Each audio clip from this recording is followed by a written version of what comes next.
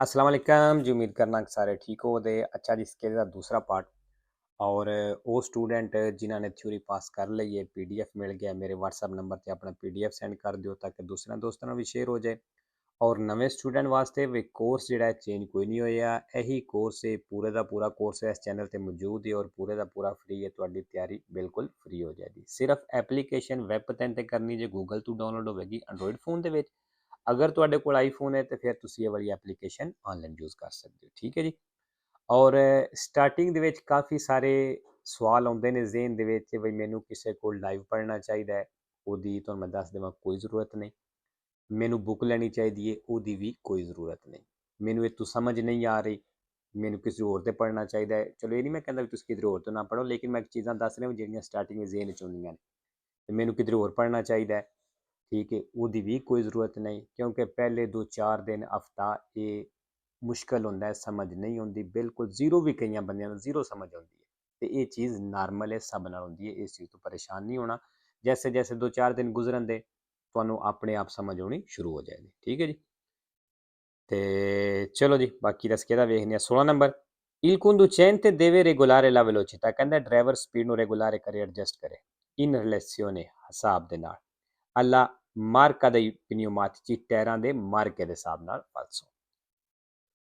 17 number, in caso di traffico intenso, ਕਹਿੰਦਾ ਉਸ ਸੂਰਤ ਨੂੰ ਟ੍ਰੈਫਿਕ ਦਾ ਰਸ਼ ਹੋਵੇ, il conducente deve cambiare ripetutamente corsia di marcia, ਕਹਿੰਦਾ driver ਜਿਹੜਾ ਬਾਰ-ਬਾਰ ਕੁਰਸੀਆ ਚੇਂਜ ਕਰੇ in modo ਇਸ ਤਰੀਕੇ ਨਾਲ da impegnare sempre quella, ਤੇ ਹਮੇਸ਼ਾ ਉਸ ਕੁਰਸੀ ਨੂੰ ਬਿਜ਼ੀ ਕਰ ਲੈ, ਮਤਲਬ ਉਸ ਕੁਰਸੀ ਤੇ ਚਲਾ ਜਾਏ più libera, ਜਿਹੜਾ ਕੋਈ ਖਾਲੀ ਮਿਲਦਾ ਸੋ। ਫਾਲਸੋ। ਬਾਕੀ ਜੀ ripetutamente ਆਈ ਹੈ, ਇਹ ਵੀ ਨਿਸ਼ਾਨੀ ਹੈ, ਪੁੱਛ ਲਵਿਆ ਜੇ। 18 number, se il carico sporge, ਅਗਰ ਕਹਿੰਦਾ ਸਮਾਨ ਵਧਿਆ di oltre la sagoma del veicolo, ਗੱਡੀ ਦੇ ਸਾਈਜ਼ ਨਾਲੋਂ ਜ਼ਿਆਦਾ ਵਧਿਆ, il conducente deve adottare tutte le cautele idonee, ਕਹਿੰਦਾ ਡਰਾਈਵਰ ਜਿਹੜਾ ਇਹਤਿਆਤ ਅਪਣਾਵੇ, ਇਹਤਿਆਤ ਕਰੇ ਜਿਹੜੀ ਸਹੀ ਹੋਵੇ, ed evitare pericolo, ਖਤਰੇ ਤੋਂ ਬਚਾਉਣੇ ਦੇ ਲਈ agli altri utenti della strada, ਜਿਹੜੇ ਸੜਕ ਤੇ ਦੂਸਰੇ ਬੰਦੇ ਨੇ ਉਹਨਾਂ ਨੂੰ ਵੇਰੋ। ਅੱਛਾ ਜੀ, ਇੱਥੇ ਵੀ ਨਿਸ਼ਾਨੀਆਂ ਆਈਆਂ ਨੇ, cautele, sempre, vero ਤੇ ਇੱਕ ਫਾਲਸੋ ਹੈ। ਠੀਕ ਹੈ। ਅਦੋਤਾਰੇ ਵੀ ਮੇਰੇ ਖਿਆਲ ਨਾਲ ਕੁਛ ਐਵੇਂ ਪੁੱਛ ਲਵਿਆ ਜੇ, ਬਾਕੀ ਆਲਤਰੀ ਉਤੈਂਤੀ ਉੱਤੇ ਵੀ ਆਇਆ ਸੀ, sempre vero 4 falso ਨੇ। 19 ਨੰਬਰ, la patente di categoria B, ਕਹਿੰਦਾ B ਕੈਟੇਗਰੀ ਦਾ licence con codice armonizzato 9696 code ਦੇ ਨਾਲ può essere conseguita, ਕਹਿੰਦਾ ਇਹ ਲਾਇਸੈਂਸ ਹਾਸਲ ਕੀਤਾ ਜਾ ਸਕਦਾ ਹੈ anche successivamente al conseguimento della patente di categoria B, ਕਹਿੰਦਾ B ਲਾਇਸੈਂਸ ਹਾਸਲ ਕਰਨੇ ਤੋਂ ਬਾਅਦ, ਮਤਲਬ ਅੱਗੇ ਇਹ B 96 ਹਾਸਲ ਕੀਤਾ ਜਾ ਸਕਦਾ ਹੈ superando una prova di guida, driving ਦੀ ਟਰਾਈ ਪਾਸ ਕਰਕੇ su specifico veicolo, ਖਾਸ ਗੱਡੀ ਦੇ ਉੱਤੇ। ਵੇਰੋ ਜੀ, ਕਿਉਂਕਿ ਥਿਊਰੀ ਇਹ ਹੀ ਹੈ, ਬਾਅਦ ਵਿੱਚ ਅਗਰ ਤੁਸੀਂ B 96 ਕਰਨਾ ਹੈ ਤੇ ਸਿਰਫ ਤੁਸੀਂ ਇੱਕ ਗੁਈਦੇ ਦੀ ਟਰਾਈ ਦੇਣੀ ਹੈ। 20 number, assicurazione per la responsabilità civile auto RCA, ਕਹਿੰਦੇ ਦੀ ਇੰਸ਼ੋਰੈਂਸ RCA ਵੇ copre, ਇਹ ਕਵਰ ਕਰਦੀ ਹੈ solo la responsabilità del conducente, ਮਤਲਬ ਸਿਰਫ ਇਹ ਡਰਾਈਵਰ ਨੂੰ ਕਵਰ ਕਰਦੀ ਹੈ, ma non quella del proprietario del veicolo, ਲੇਕਿਨ ਗੱਡੀ ਦੇ ਮਾਲਕ ਨੂੰ ਕਵਰ ਨਹੀਂ ਕਰਦੀ। ਫਾਲਸੋ। 21 number, importante pennello, il segnale raffigurato preannuncia, ਜਿਹੜਾ ਨਿਸ਼ਾਨ ਦਿਖਾਇਆ ਗਿਆ ਦੱਸ ਰਿਹਾ il dritto di precedenza ਵੀ ਸਿੱਧੀਆਂ ਪਹਿਲੇ nei sensi unici alternati ਦੇ ਵਿੱਚ। ਫਾਲਸੋ ਜੀ, ਇੱਥੇ ਪਹਿਲ ਦੇਣੀ ਹੈ ਕਿਉਂਕਿ ਆਪਣੇ ਆਪ ਨੂੰ ਤੁਸੀਂ ਹਮੇਸ਼ਾ ਸੱਜੀ ਸਾਈਡ ਤੇ ਰੱਖਣਾ ਹੈ, ਔਰ ਇੱਥੇ ਤੀਰ ਦਾ ਨਿਸ਼ਾਨ ਵੇਖੋ ਜਿਹੜਾ ਸੱਜਾ ਵੇ ਉਹ ਰੁੱਸ ਹੋਇਆ, ਮਤਲਬ ਸੱਜੀ ਸਾਈਡ ਬੰਦ ਹੈ, ਸਾਡੀ ਵਾਲੀ ਸਾਈਡ ਬੰਦ ਹੈ, ਦੂਸਰੀ ਸਾਈਡ ਚੱਲਦੀ ਹੈ ਪਈ, ਇੱਥੇ ਉਹਨਾਂ ਦੀ ਪਹਿਲ ਬਣਦੀ ਹੈ ਕਿਉਂਕਿ ਅਸਾਂ ਉਹਨਾਂ ਦੀ ਸਾਈਡ ਵਿੱਚੋਂ ਗੁਜ਼ਰਨਾ ਹੈ। 22 ਨੰਬਰ ਜੀ, ਨਿਸ਼ਾਨ ਦਾ ਕੀ ਮਤਲਬ, ਇੱਕ ਤੇ ਜਾਲੋ ਕਲਰ ਵਿੱਚ ਆਇਆ, ਕਿੱਥੇ ਲੱਗਿਆ ਜਿੱਥੇ ਸੜਕ ਤੇ ਕੰਮ ਚੱਲ ਰਿਹਾ, ਔਰ ਇਹ ਨਿਸ਼ਾਨ ਇਹ ਦੱਸ ਰਿਹਾ ਵੀ ਕਿਸ ਤਰ੍ਹਾਂ ਕੁਰਸੀ ਤੁਸੀਂ ਯੂਜ਼ ਕਰਨੇ ਨੇ। ਜਿਹੜੇ ਟਰੱਕ ਨੇ ਜਿਨ੍ਹਾਂ ਦਾ ਵਜ਼ਨ 3.5 ਟਨ ਤੋਂ ਸੁਪਰਯੋਰ ਹੋਵੇ, ਜ਼ਿਆਦਾ ਹੋਵੇ, ਉਹ ਸੱਜੇ ਕੁਰਸੀ ਵਿੱਚ ਚੱਲ ਸਕਦੇ ਨੇ, ਬਾਕੀ ਜਿੱਥੇ ਕੋਈ ਦਿਲ ਚੱਲੇ। il segnale raffigurato indica, ਜਿਹੜਾ ਨਿਸ਼ਾਨ ਦਿਖਾਇਆ ਗਿਆ ਦੱਸ ਰਿਹਾ avvicinarsi di un casello autostradale, ਬਈ ਤੁਸੀਂ ਜਿਹੜਾ casello autostradale ਵੇ ਨਾ ਉਹਦੇ ਨਜ਼ਦੀਕ ਆ ਗਏ ਜਿੱਥੋਂ ਆਟੋਸਟਰਾਦੇ ਚ ਐਂਟਰ ਹੋਵੀਦਾ। ਫਾਲਸੋ। 3 ਨੰਬਰ, lo spazio di frenatura, ਕਹਿੰਦਾ ਜਿਹੜੀ spazio di frenatura ਵੇ aumenta, ਇਹ ਵੱਧ ਜਾਏਗੀ se la strada è in discesa, ਅਗਰ ਸੜਕ ਢਲਾਨ ਵਾਲੀ ਹੈ। ਵੇਰੋ। 24 number, nel eseguire la manovra di sorpasso, ਕਹਿੰਦਾ ਓਵਰਟੇਕ ਕਰਦਿਆਂ ਹੋਇਆ non bisogna accelerare, ਰੇਸ ਨਹੀਂ ਦੇਣੀ। ਫਾਲਸੋ।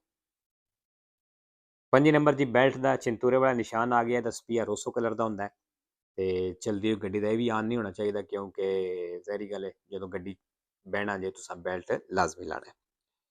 Il simbolo raffigurato nel निशान दिखाया गया। E posto su una spia di colore rosso, ਕਹਿੰਦਾ ਇਹਦਾ spia ਲਾਲ ਕਲਰ ਦਾ, che se accesa durante la marcia, ਵੀ ਅਗਰ ਚਲਦਿਆਂ ਹੋਏ ਆਨ ਹੋ ਗਿਆ, indica ਦੱਸ ਰਿਹਾ ਹੈ che il conducente o un passeggero, driver ਜਾਂ passenger non hanno indossato le cinture ਦੀ ਸਿਕਿਉਰੈਂਸਾ ਵੀ ਨਾ ਬੈਲਟ ਨਹੀਂ ਲਾਏ। ਫਿਰ ਜੀ ਅਗਰ ਇਹ spia ਆਨ ਹੈ ਤੇ ਇਹਦਾ ਮਤਲਬ ਡਰਾਈਵਰ ਜਾਂ ਜਿਹੜਾ ਅੱਗੇ ਪੈਸੇਂਜਰ ਬੈਠੇ ਉਸ ਬੈਲਟ ਨਹੀਂ ਲਾਏ। 26 ਨੰਬਰ ਕੀ guida un veicolo senza motore, ਕਹਿੰਦਾ ਜਿਹੜਾ ਗੱਡੀ ਚਲਾਉਂਦਾ ਬਿਨਾ ਮੋਟਰ ਤੋਂ, ਬਿਨਾ ਇੰਜਣ ਤੋਂ, con una concentrazione di alcol nel sangue, ਤੇ ਉਹਦੇ ਖੂਨ ਦੇ ਵਿੱਚ ਆਲਕੋਹਲ ਪਾਈ ਜਾਂਦੀ ਹੈ superiore ਜ਼ਿਆਦਾ al limite stabilito, ਜਿਹੜੀ ਲਿਮਟ ਰੱਖੀ ਗਈ ਹੈ ਉਸ ਲਿਮਟ ਤੋਂ ਜ਼ਿਆਦਾ ਉਹਦੇ ਖੂਨ ਦੇ ਵਿੱਚ ਅਗਰ ਆਲਕੋਹਲ ਪਾਈ ਜਾਂਦੀ ਹੈ non è soggetto ad alcuna sanzione, ਕਹਿੰਦਾ ਕੋਈ ਵੀ ਉਹਨੂੰ ਜੁਰਮਾਨਾ ਨਹੀਂ ਹੋਣ ਲੱਗਾ ਫਾਲਸੋ ਜੀ ਹੋਵੇ ਤਾਂ, ਬੇਸ਼ੱਕ ਬਿਨਾ ਇੰਜਨ ਚਲਾ ਰਹੇ ਹੋ। ਬਾਕੀ ਜੀ ਅਲਕੂਨਾ ਆ ਗਿਆ sempre falso ਹੈ ਤੇ 0 vero ਹੈ।